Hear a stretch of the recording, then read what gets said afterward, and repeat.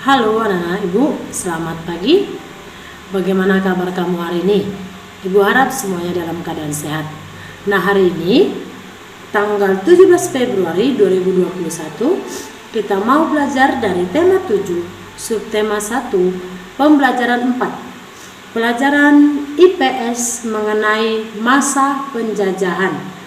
Pelajaran PKN mengenai keberagaman agama di Indonesia.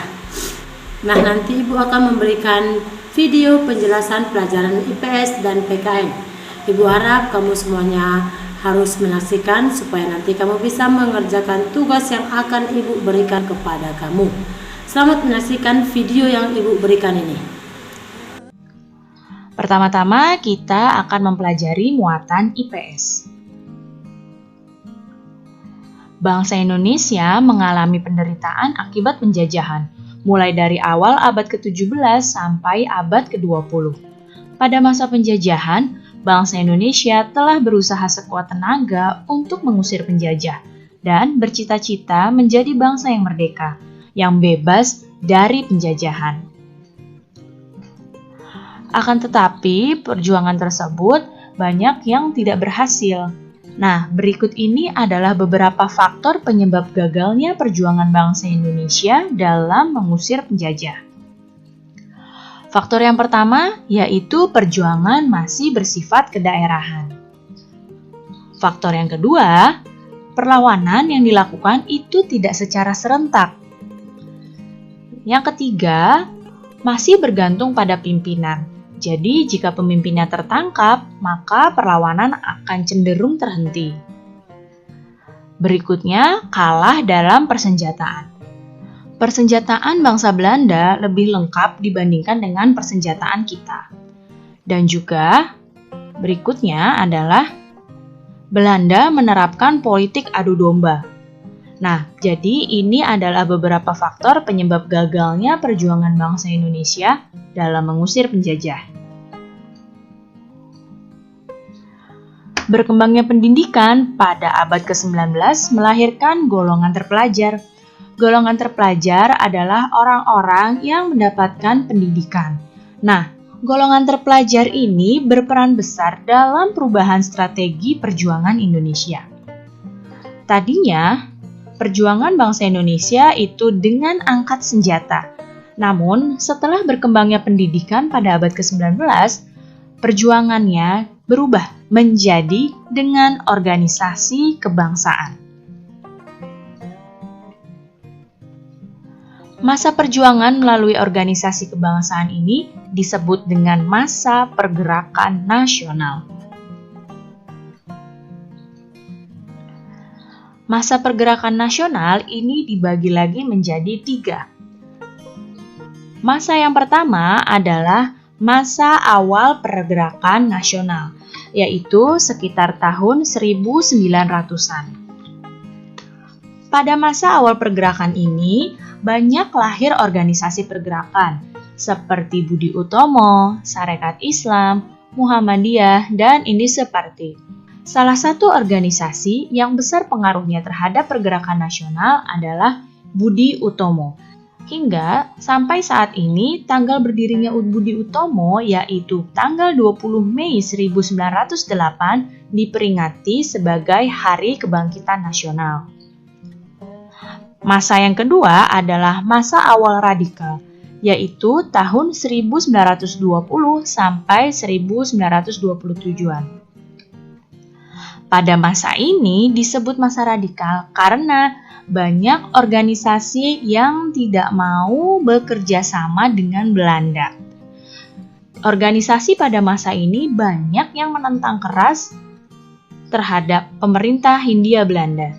Nah, contoh organisasinya adalah Perhimpunan Indonesia, Nahdlatul Ulama, dan Partai Nasional Indonesia. Masa yang ketiga adalah masa moderat, yaitu tahun 1930-an.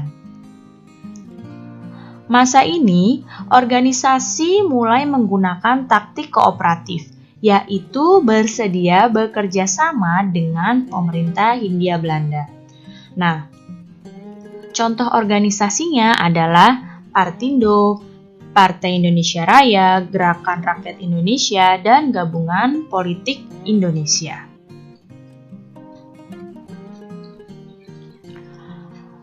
Pergerakan Nasional Indonesia terdapat beberapa faktor yang mempengaruhinya. Ada faktor internal dan ada juga faktor eksternal.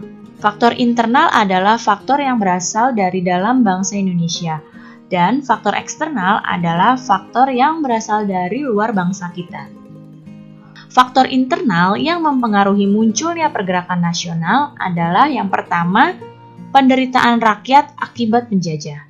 Kemudian, lahirnya golongan-golongan terpelajar, dan juga sejarah kejayaan kerajaan Indonesia di masa lalu. Faktor eksternal yang mempengaruhi munculnya pergerakan nasional yang pertama, kebangkitan nasional negara tetangga seperti Filipina dan India. Kemudian ada kemenangan Jepang atas Rusia dalam perang pada tahun 1905 dan juga masuknya paham baru seperti nasionalisme dan demokrasi.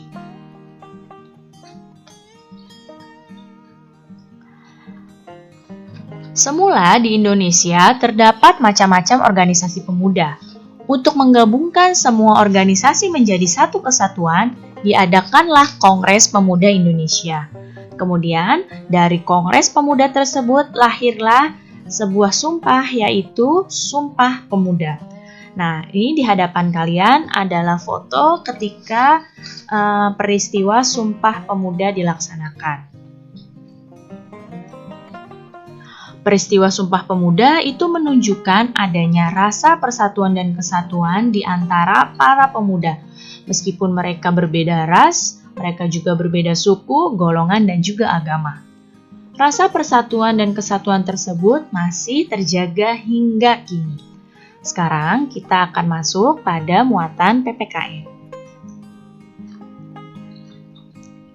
Tahukah kamu, tiap-tiap suku di Indonesia mempunyai ciri khas yang membedakan dengan suku lainnya. Apa saja ciri khas tersebut? Adakah yang tahu? Ya, unsur yang membedakan antar suku di Indonesia yang pertama adalah adat istiadat. Adat istiadat ini merupakan tata perilaku turun-temurun yang diwariskan dari generasi ke generasi. Contoh, ada upacara adat, upacara pernikahan, upacara kematian, dan juga kebiasaan-kebiasaan lainnya. Adat istiadat ini berbeda antara suku yang satu dengan suku yang lainnya. Kemudian, unsur yang membedakan yang berikutnya adalah bahasa daerah.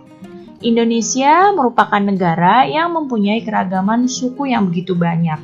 Nah, setiap suku yang ada di Indonesia punya bahasanya sendiri untuk berkomunikasi. Contoh, dari Sumatera Utara mereka menggunakan bahasa Batak. Dari Sumatera Barat menggunakan bahasa Minang. Dari Jawa Barat menggunakan bahasa Sunda atau dari DKI menggunakan bahasa Betawi. Itu adalah beberapa contoh bahasa daerah yang ada di Indonesia. Dan masih banyak lagi bahasa daerah yang dimiliki oleh Indonesia. Unsur yang membedakan yang berikutnya adalah sistem kekerabatan.